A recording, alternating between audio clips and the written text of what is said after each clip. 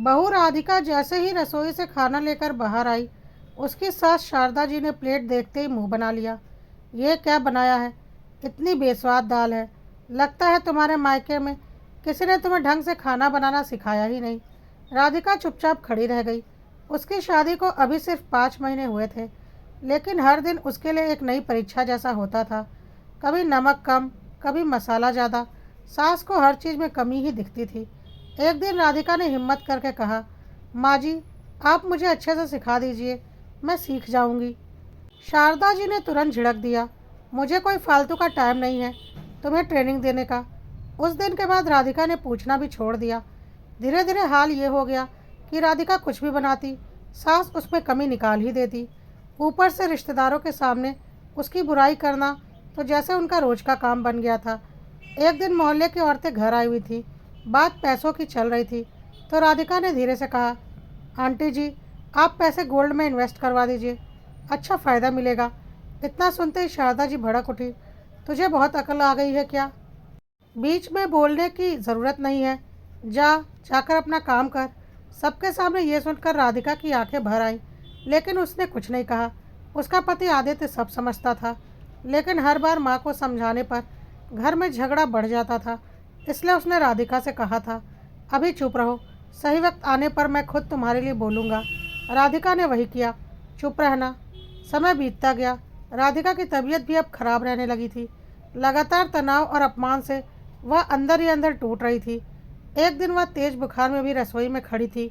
हाथ काँप रहे थे, लेकिन सास का एक ही जवाब था, बीमारी का बहाना मेरे सामने मत बनाओ, काम तो तुम्हें करना ही पड़ेगा। रात को जब सब लोग साथ बैठे थे, सास फिर से राधिका को ताने मारने लगी, इससे ना ढंग से खाना बनता है, ना घर संभलता है। आदित्य लगातार सब कुछ देख रहा था, पर उसने पत्नी राधिका से बोला कि तुम्हें ही कुछ दिन बर्दाश्त करना पड़ेगा। माँ ऐसा नहीं करती थी, मुझसे तो बहुत प्यार से बात करती है। पता नहीं तुम्हारे साथ ऐसा क्यों कर रही हैं। हो सकता है अभी तुम नई नई हो, इसलिए कुछ दिन बर्दाश्त करके शांति से रहो, सब कुछ खुद ब खुद ठीक हो जाएगा। क्योंकि मैं माँ का इकलौता बेटा हूँ, तो मुझे हर हाल में माँ का ख्याल रखना है, वह तुम भी जानती हो। लेकिन मैं तुम्हें भी बहुत प्यार करता हूँ और तुम्हारे प्रति भी मेरी बराबर की जिम्मेदारियाँ हैं। तुम कुछ दिन समझौते करने की कोशिश करो, शायद हालात सुधर जाए। और राधिका ने आदित्य की बात मान ली थी और ख़ुद को खामोश कर लिया था, इसी उम्मीद में कि शायद कुछ दिनों के बाद हालात सामान्य हो जाएंगे। लेकिन शारदा जी बिल्कुल भी नहीं सुधर रही थी। अपनी बहू राधिका को छोटी छोटी बातों पर ताने देना, उसके कामों में कमी निकालना, यह सब जैसे उनकी आदत बन चुकी थी। राधिका हर बार चुप रह जाती।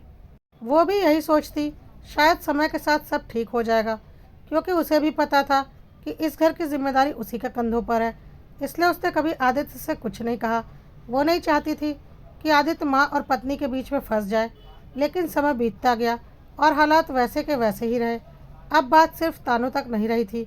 शारदा जी उसके मायके वालों को गालियाँ भी देने लगी थी, पड़ोसियों के सामने उसे नीचा दिखाने लगी, रिश्तेदारों के सामने भी उसकी बेइज्जती करने लगी थी। राधिका हर दिन टूटती जा रही थी। एक रात आईने के सामने खड़ी होकर उसने खुद से पूछा, क्या मैं पूरी ज़िंदगी ऐसे ही सहती रहूँगी? उसी पल उसने फैसला कर लिया, अब वो चुप रहने वाली बहू नहीं रहेगी। वह अपनी सास को कुछ ऐसे तरीके से सबक सिखाएगी कि सास ने सोचा भी नहीं होगा। अगले दिन जैसे घर में एक नई राधिका खड़ी थी, सास ने ताना मारा, आज फिर नमक ज़्यादा डाल दिया। राधिका ने पहली बार पलटकर कहा, अरे मम्मी जी, क्या बोला? दाल में नमक कम है? रुकिए, मैं अभी और डाल देती हूँ। और उसने भर भर कर 2 चम्मच नमक अपनी सास के दाल में डाल दिए और बोला, अब खा लीजिए, अब आपको इसका टेस्ट बहुत अच्छा लगेगा। शारदा जी सन्न रह गई। उस दिन के बाद सास एक ताना मारती, राधिका जो 2 जवाब देती। अगर सास उसके मायके वालों को कुछ कहती, तो राधिका भी साफ साफ जवाब देती, मेरे मायके वाले आपके मायके वालों से तो 10 गुना बेहतर हैं। भगवान जाने आपके मायके वाले इतने नीच और घटिया कैसे हैं, और शायद इतने नीच और घटिया खानदान से आप आई हैं, इसीलिए आपकी सोच भी वैसी ही नीच और घटिया है।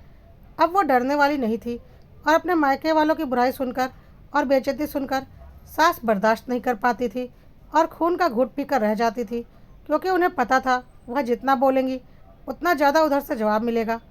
एक दिन गुस्से में सास बोली, ज़्यादा ज़ुबान मत चला, वरना कैंची से तेरी ज़ुबान काट दूंगी। राधिका तुरंत किचन से कैंची उठाकर सामने आ गई। आप बोल रही हैं, मैं करके दिखा दूंगी, क्योंकि मुझे कैंची चलाना बहुत अच्छे से आता है। यह देखकर शारदा जी की हालत खराब हो गई और उन्हें लगा कि अगर उन्होंने बहू को ज़्यादा उकसाया तो वह कहीं गुस्से में कुछ कर ही न डाले। बहू की आंखों में पहली बार डर नहीं, आत्मविश्वास था।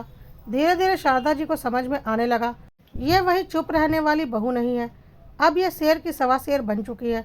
अब अगर वो टेढ़ी रहेंगी तो बहू उनसे डबल टेढ़ी रहेगी। नैना ने कभी अपने पति को कुछ नहीं बताया, वो खुद ही सब संभाल रही थी। लेकिन अब सास ने अलग खुराफाती शुरू की और अपने बेटे को बहू के खिलाफ भड़काना शुरू कर दिया था। वह सोच रही थी बेटे को इमोशनली ब्लैकमेल करके बेटे और बहू के बीच में लड़ाइयाँ करवाएंगी और खुद बहू परेशान रहेगी, और यही तो वह चाहती थी।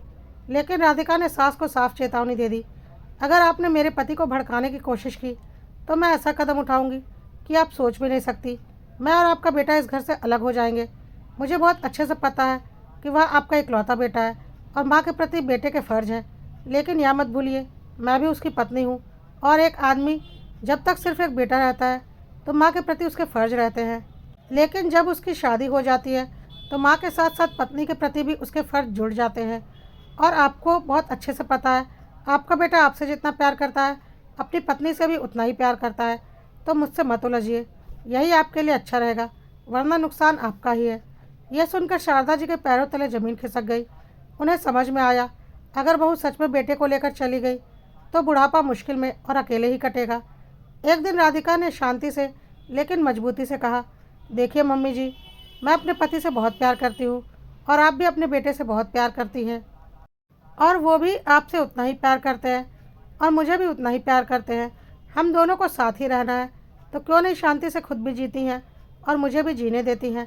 वरना आपको पता है अब मैं खामोश रहने वाली बहू तो रही नहीं, मैं बहुत कुछ कर सकती हूँ। मैं आपको सीधा करना भी जानती हूँ। सीधी सी बात है, मैंने बहुत दिन सीधा बनकर देख लिया, लेकिन आप सुधरी नहीं, इसलिए मुझे तरीका बदलना पड़ा। शारदा जी चुप हो गई। शायद पहली बार उन्हें अपनी गलती का एहसास हुआ। धीरे धीरे उन्होंने ताने मारने बंद कर दिए, बात बात पर उल्टा बोलना बंद कर दिया, और जब सांस बदलने लगी तो राधिका भी फिर से वही संस्कारी शांत बहू बन गई। वो फिर से सास का सम्मान करने लगी, घर को प्यार से संभालने लगी। अब घर में झगड़े नहीं, हंसी सुनाई देने लगी। दोस्तों, कभी कभी चुप रहना सही होता है, लेकिन जब सामने वाला आपकी चुप्पी को आपकी कमज़ोरी समझने लगे तो जवाब देना भी ज़रूरी हो जाता है। दोस्तों, क्या राधिका ने सही वक्त पर सही कदम उठाया, या फिर उसे अपनी सास के साथ ऐसी बदतमीज़ी नहीं करनी चाहिए थी? कमेंट में ज़रूर लिखिएगा। और अगर कहानी पसंद आई हो तो कड़वा सत्य को लाइक, फॉलो और सब्सक्राइब करना मत भूलिएगा।